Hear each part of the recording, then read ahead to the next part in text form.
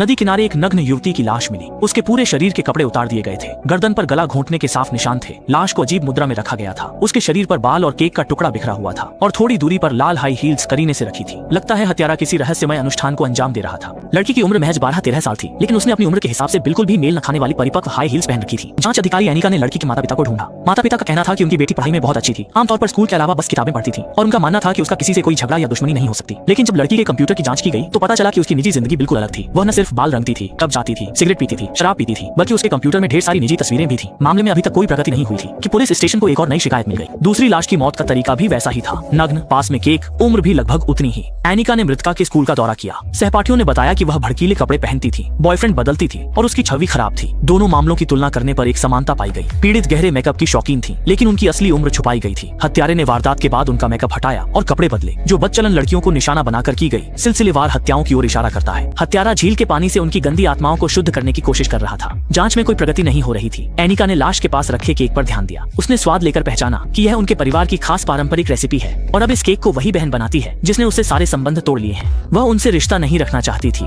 लेकिन केस सुलझाने के लिए उसने संपर्क किया। दोनों मिली। बहन ने एनिका पर आरोप लगाया कि वह कभी मानसिक अस्पताल में भर्ती अपनी मां से मिलने नहीं जाती और कहा कि केक कोई भी बना सकता है। उसकी बहन ने उसकी मदद नहीं की थी।